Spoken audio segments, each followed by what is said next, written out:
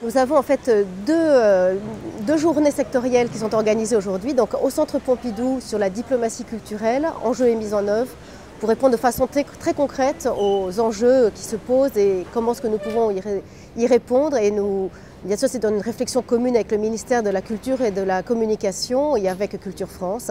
Donc à travers 4 thèmes particuliers, le patrimoine, la question de Paris et du marché de l'art, la question aussi de nouvelles méthodes et de nouveaux outils de notre promotion culturelle et enfin celle du numérique et des musiques, de la diffusion des musiques. Donc progressivement, on est dans une logique du patrimoine, livre en musée. Ce que je tiens à saluer aujourd'hui, c'est le fait de me retrouver au Centre Pompidou, une institution de laquelle je viens, puisque je suis un ancien agent du Centre Pompidou qui a eu la chance de rejoindre le réseau. Et donc c'est un plaisir pour moi de revenir aujourd'hui au Bercail d'une certaine manière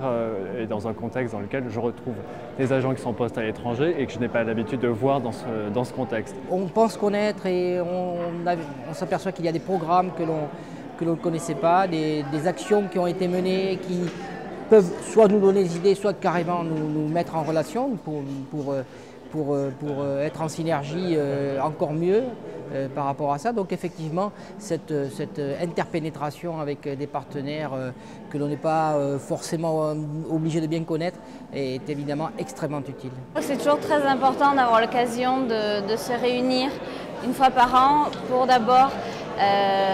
rencontrer nos collègues qui souvent vivent dans d'autres parties du monde les mêmes difficultés que nous vivons au quotidien, d'avoir l'occasion de partager donc nos expériences, de se rendre compte qu'on n'est pas tout seul dans un pays à l'étranger. Ce que je trouve formidable, c'est que d'abord il y a un vaste choix dans les thèmes proposés et que chacun va à la réunion qui l'intéresse ou dans lequel il se sent le plus à l'aise dans son rôle d'animateur, de créateur de projets.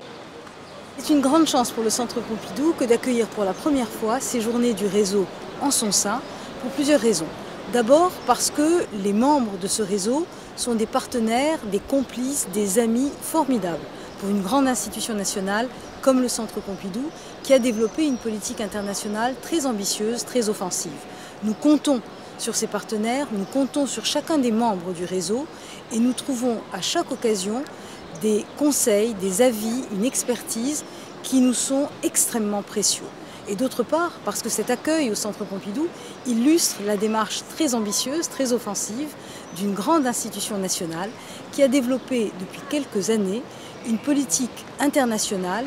qui a pour vocation de développer ses partenaires, de diversifier son offre et de resituer Paris dans le flux des échanges, d'en faire un vrai acteur mondial sur une scène artistique qui se diversifie et dont les pays émergents deviennent des partenaires,